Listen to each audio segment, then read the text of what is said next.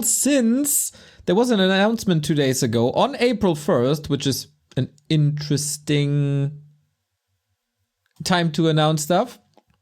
Samwise Didier is back and is creating some art for Stormgate. So the Mats is writing the story. Samwise is doing some concept art. Let's see how this goes. Hail, Pandawans and journeymen walking that illustrated path. Spring is upon us finally, haha. It has been a spell since I rambled with you. Well, as many of you people know, back in November of 2023, I left my beloved day job from Blizzard. And one of the things... He was there from pretty much the beginning, responsible for some of the Warcraft art, etc. Things I loved about working there was working with my friends, making artwork for games, you know, but since I left, things haven't really changed. I actually still do work with some Blizzard. I just completed a Hearthstone card. One thing that has changed, though, is I get to work with my old friends who I worked with for years, who had left Blizzard, you know, before me and started their own game companies. And now that I'm a freelancing Ronin walking that illustrated path, I get to work with all my old friends again and make artwork for their games that they're making. This is already more exciting than 90% of BlizzCon. And so it's super fun. And I asked one of the group that I'm working with, my friends at Frost Giant, yes. Sick reveal, bro. Frost Giant is made up of a lot of the Ex-Blizz guys. Not all of them, but a lot. Largely from our old StarCraft team. And Frost Giant is working on an RTS, aka real-time strategy game for the uninformed called Stormgate. So I had talked with them a little while ago. You know, a lot of my buddies work there still, and they asked if I'd be interested in doing some concept art for it. And I'm like, hell yeah. So I think this is really cool, by the way. So if you want to create an RTS, obviously it's kind of hard to advertise because RTS is not the hype thing at the moment. But a lot of people have fond memories of these games of the past. So everybody remembers the campaign of Warcraft 3 because it's just that good. And then they hired the guy who wrote it. That's smart. And then everybody is raving about how iconic the art is, the units are. And then they hire the guy who did it. Everybody is talking about, oh, the old Blizzard, we miss the old Blizzard. And they hire the available staff. And that is smart. So people immediately have a connection. It doesn't mean that only the old farts are responsible for it now.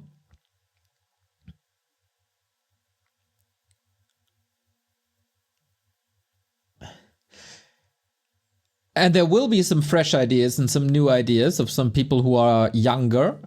But having these guys as, what's it called? A galleon figure? Smart. I can't really show some of the larger stuff that I've been working on, but these fine, distinguished chaps here, I can share. And what these guys are is they are creeps. I'll zoom in on this particular one first. Now, so at the moment, we have these Viking chicken and animals as creeps in Stormgate, right? It's just placeholders for a long time. I gotta say it's pretty dope. Pretty dope. It is, of course, humans, but it's distinct enough from Vanguard. More like a Mad Max kind of way. Creeps are, you know, they're in creep camps. And what creep camps are, creep camps. It's basically a group of monsters, not necessarily the opponent you're fighting, but the little monsters that guard things like mineral nodes or, magical points or, treasure halls or whatever it is. It's a common term that we've used in Warcraft, StarCraft, and things like that. So I am going to walk through what it takes, well, not what it takes, but what I do when I'm creating artwork for RTS games first, and then... Wait, this guy? Wait, no, to the right. Come on. Creating artwork. This guy? Am I the only one who is reminded of a tinker? Like, this is pretty tinkeresque, I gotta say. For RTS games first, and then for these creep camps here too. So let's turn off that and start. Ooh, nice observation. The W on the leg. Warcraft. Kinda, yep. Creep camps here too. So let's turn off that and start at the very beginning. Now, the very beginning is this fine chap here. This is the basic structure I went off on. A typical small, maybe more classic physique, maybe more bikini, weight sort of competitor. It's not like the open bodybuilding of the Olympia. He's one of my small characters. But basically what I did is I took this silhouette. I want to reiterate and double down. Already more charismatic than 90% on BlizzCon. And I would basically go over it and draw. Now, when you're creating artwork for RTS games, these characters are usually very small.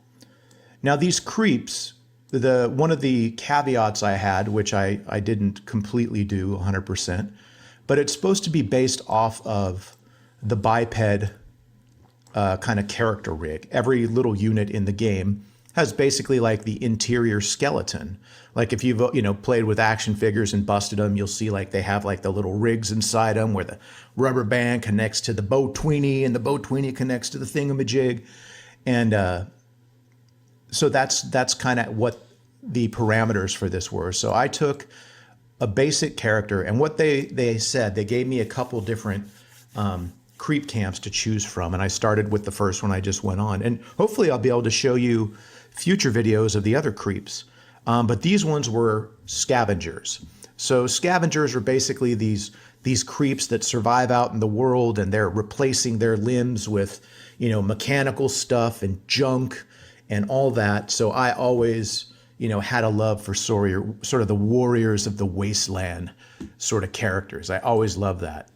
Games like Gamma World had it, Mad Max, all those type of post-apocalyptic things. Now, I know that's not necessarily the story for Stormgate, but it gave me a good image in my mind. And so what I did is I would do the concepts for, we have right here the melee character, right? And because his head's kind of tiny here, I just did a quick side view, both sides, because the mask is asymmetrical, which is silly because at game view, you're never going to see that. But I don't know if they're going to be using these characters for any kind of in-game cinematics. I feel like they rock. Or things like that. So it's better to give a little bit more detail than you need. Now, you can see I didn't do a back for this guy for like his legs or his hands and all that. The artist can figure it out. Plus, these are guys I worked with for years, so they've already worked from my concepts back at Blizzard. I can figure it out. They get to look at the concepts now. It's funny because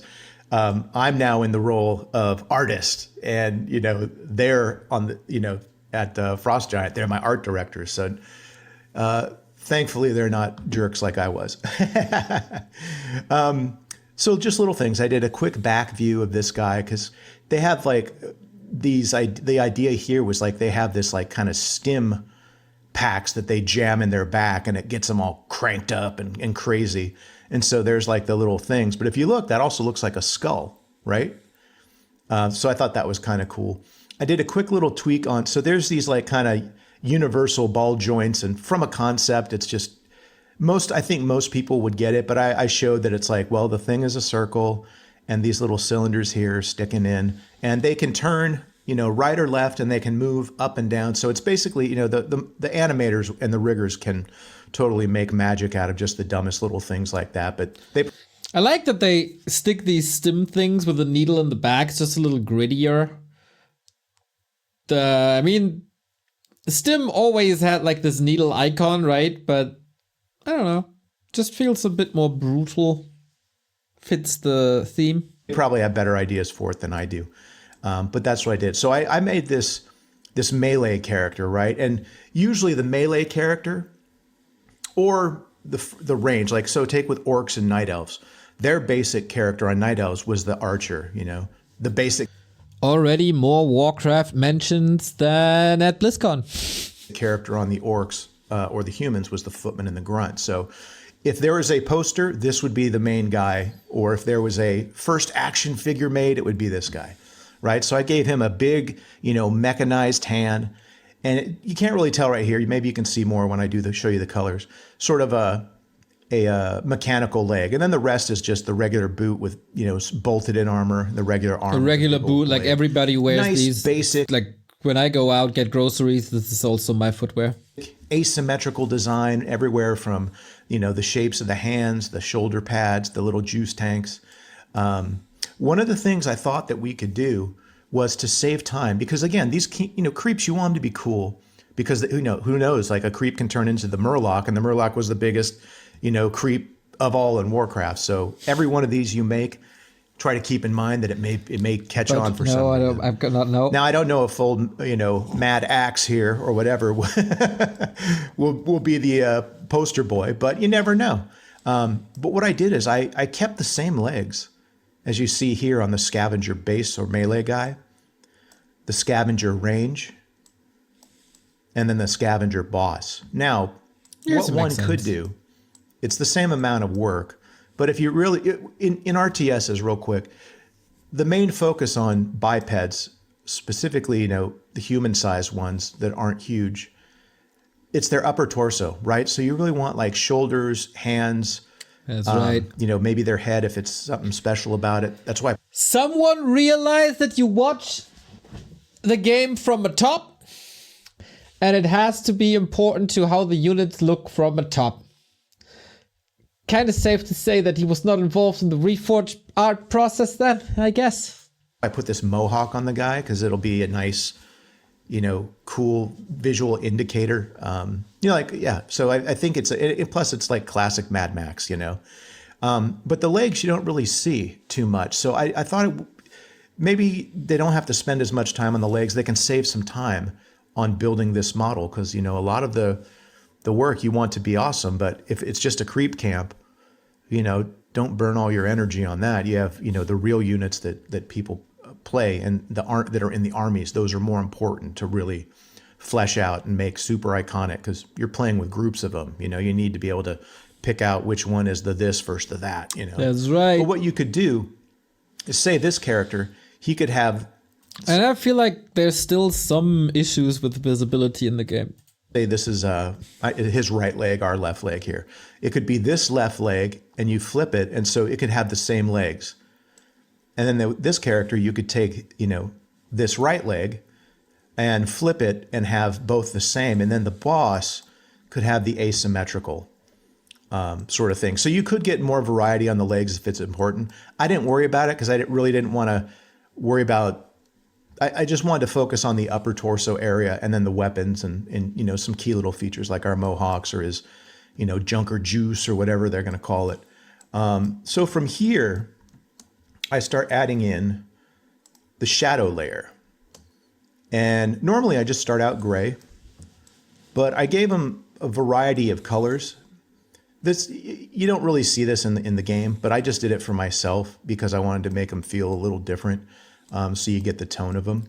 But basically, I just kind of, they're not real shadows. I kind of just threw in shapes that I think would good or darkened areas that I thought would look good. And then, let me just show you some more. So, this flame-throwing scavenger ranged unit, I put on his back. Dude. You can see the little outline of this thing, but this is his tanks back there. Tanks, you're welcome. You know, and our boss has these cool missile pods and things like that. So I try to show like, okay, well, maybe this is complicated. So if that's what the view looks like from the back, and maybe, you know, because he's got this structure around him, maybe a quick view of the side, you know, this little plus sign here in the circle, that's where the arms and shoulders would plug into. Did a little side view of the missile launchers too. Now, this might not be acceptable for like some outsourcing companies, or, you know, when you're working with people you're not familiar with, but this is exactly what I did when we were working on StarCraft 2, Warcraft 3, all these games. I've worked with those guys, you know, through StarCraft, through Heroes, all these. They're used to my stuff, and they know where to improve on my failures and add where it needs to be. Next, what I did, and this is kind of silly, but so I just picked this. This is not a color scheme, but these are kind of like my basic colors I'll use when I'm trying to put in areas of like, okay, well, what would be team color? Yes. So red for me is always team color number one. Another sign that he wasn't involved in the Reforged process. Because, man, there's very little things as important as team colors. For example, even in Warcraft 3, it's not perfect. Like a destroyer, for example, it's very hard to read in Mass Destroyer Wars, especially. In mirror matches, it's the most important thing. You gotta have space for team colors. Blue is like, well, what's the base color of this unit? And then the green, I sometimes use yellow, you know, the primary colors for either painting or computers. This is like sort of the tertiary sort of color thing. So, you know, you could see his eyes and stuff like that would be glowing as well. But I didn't, you know, as much as I love this color scheme, is probably one of my favorites. These are junkers, right? These are scavengers. These are dudes that live in the wasteland. So I wanted to convey kind of like a lot of this stuff looks like construction equipment, or, you know, kind of post military kind of stuff. So I went with the color scheme of like sort of a military green, and then also this kind of yellow construction stuff. That's now, fair. If there were real scavengers in the wasteland, it wouldn't be all this uniform, but we're making a game, right? And whenever I design characters, in my mind, they're action figures. And I want to see. I really like how this looks worn. There was a bit of a criticism, right, towards the Vanguard faction in Stormgate. The lore is that it's a post-apocalyptic world, but the Vanguard all looks fresh out of the factory. But here, there's some wear and tear on the blade. There's some wear and tear on the armor. Just makes sense. You know, I don't want this little minuscule dry brushing and all. That's great for miniatures if you're playing like tabletop games and all that. But when you got an action figure, you want some big, bold colors and just making it feel, I don't know, like a toy. Whenever I do artwork, my characters, I want to feel like action figures. And that's not great too, because sometimes I feel my characters are kind of stiff. Not as many points of articulation as the modern day action figures. And then whenever they're fighting on a background, that's kind of like the play set. That's the Star Wars Cantina play set, or that's the Castle Grayskull. So I did a quick color sort of scheme on these characters, trying to keep them all the same. As you can see here, the secondary or the tertiary greens are going to be behind his little, flamethrower welder's mask. And he'll also have this little bit of flame, just like, as you can see here, he's got like this, just like burning flame mohawk on top of his head, next to these, tanks of gas, which, they're scavengers. And Great idea. There's a reason why there's not many of them, I guess. And then the colors on the boss, I kept as well with the construction yellow and then the military. Once again, we will look at this from up top, right? So it's kind of cool that they have distinct features on their head. You got this red alarm thingy, you got a flame, you got a regular mohawk. Boom. 3 different units. Stuff, but where I could, I changed things up. Like for the scavenger flamethrower guy, his little shoulder pads are like the yellow construction, where Big Boss Man is more military with parts of the construction welded on there. Okay. And then going back, so you remember, let me focus on our main boy here. So you remember there was like the blockouts with the red being the team color and the, blue being the secondary. So what I did is, here is the base color. And then I went and did the base color with the team color. Now, this is just suggested for the artists on the team. Team color is very important. You want to know which is your enemy versus which is your character. That's right. So he may not need this much team color. I love team color. Like, to me, I love seeing that because it's incredibly it's like noticeable. You in could be Warcraft having 3. the same battle, the same army versus the same army, but yours has the blue and theirs has the red, and it's like, oh, look at this guy. He's got the green. That looks so cool. So maybe this is too cool. So simple. I still can't get over the fact how many people aren't getting this in creating games these days. It's insane. Kaleidoscopic, and they could probably just change the yellow on Mad Axe's head and neck area. Those are traps. You could make that whole area team color, or you could even make the Junker's juice team color. So one Junkers with the green team color have the green juice. One Junkers with the red team color have the red or orange. You got to be careful when you do certain team colors, because certain colors like red can have a tendency to turn to pink, and that's not scavenger. That's cosmopolitan. So yeah, here's the team color take, and as you see, and I still have another character to show you. So he has the red mohawk. He's got the red Firehawk. Firehawk sounds like a Marvel character, and he's got the red That's what I said. police siren sort of thing. And again, using that tertiary color scheme of the green in there. All right, so next what I'll do is I'll change it off the team color and just go back to regular, because this is, at base, this is what they would look like. So then after I've established the base colors, this is really all the artist would need. But depending on so for example, in Heroes of the Storm, you had your characters on the game, but then they were also in the store, right? And they would have to be, 3 times as large as they are in game, or 4, whatever it is. But you didn't want to make the characters too busy, because when you played them in game, which is the most important thing, you wanted a nice clean read. True. But then there's also the opposite when you're trying to sell like a new hero or a new skin. That's important as well. You want someone to see what they're buying and go, oh, that looks cool. So there's usually a fine blend between there.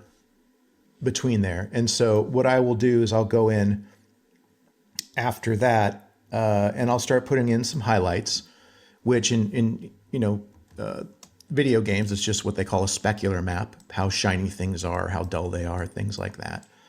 And it's advanced far beyond what I remember doing.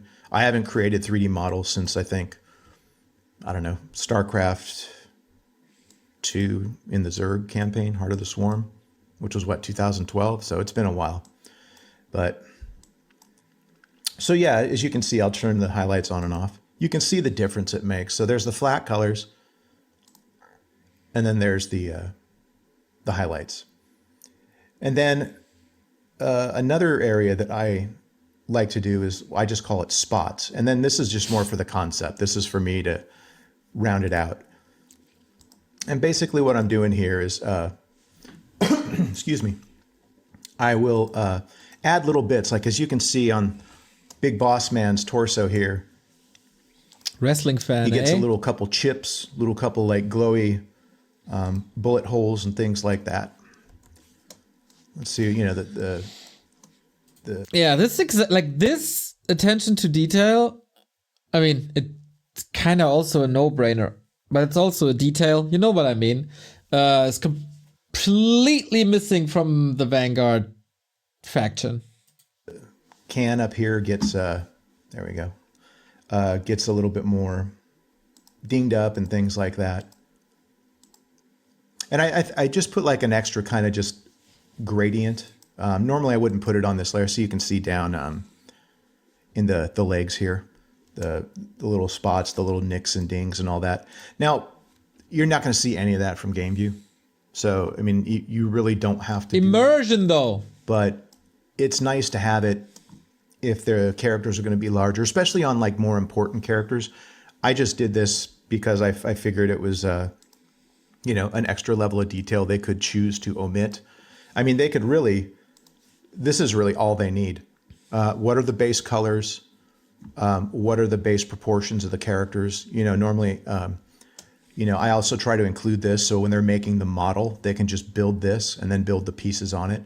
Maybe they have a bulky character that they can already use, or maybe this character's too, you know, wide. I mean, this guy's like Brock Lesnar. Ronnie Coleman Olympia level right there. I have no idea who that is. No, he's not as big. Ronnie Coleman's bigger. But they can have this so they can see what the base model is and then build off of it, or if they have a character that's similar. Because he may be thinner, you know, if it's based on their current rig. Now, remember when I was telling you that one of the parameters was use the base biped sort of, we want to use the same biped model. And I go, okay, well, we have 4 characters. It's going to be hard to make them all look different, or at least it would, you know, it'd take more time. So one of the things I did is I remembered there's like this dog, you know, patrol dog unit Scout in the game. I've only seen screenshots of it, but I remember seeing that. I go, oh, well, how cool would it be? Let me go back to our base. So here's the base model for the pooch. And I just assumed they would just use the one they have. But how cool would it be to have this junkyard scavenger dog that's just as much bits of cybernetic as their the biped units, their masters, you know? But I thought that would be cool. Yep. And then because it's going to be a unit, we got to add team color. So I add the mohawk, like all the other characters have mohawks. He's got the Firehawk, and Boss here has the Lighthawk or whatever, the Siren Lock. That's not a good name. We'll think of something later. That's not cool.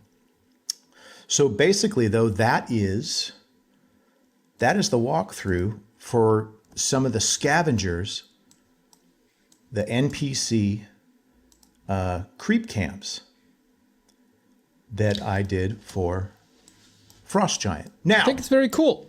What I think would be fun is we apply the same sort of thing to the Frost Giant mascot, right? This is a biped, but if we're building a creep camp out of him, all right? So maybe this is the base one, and we want to build like more of a warrior, the melee, you know, heavy melee one. So we're going to add some tusks and, you know, maybe give him an axe, right? All right, cool. So that's our melee Frost Giant. Well, what do we do for range? Well, you could give someone a bow or something like that, but for Frost Giants, I like in Old Norse mythology, giant. Just throw the axe.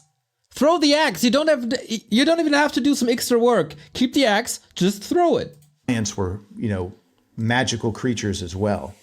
So let's make our range guy like a spell casting wizard Frost Giant. There we go. So that's our range dude. And now, what are we going to do for the boss? Do we want to keep the beard? Say we'll keep the beard. We can also do a color change on that. But I think the boss needs some horns. Because, right, this one, the base one, just has regular horns. Right? The melee guy has an axe. Well, this guy has an axe and hammer, right? Oh, wow. Where is that coming from? A unit with a beard, a hammer, and an axe?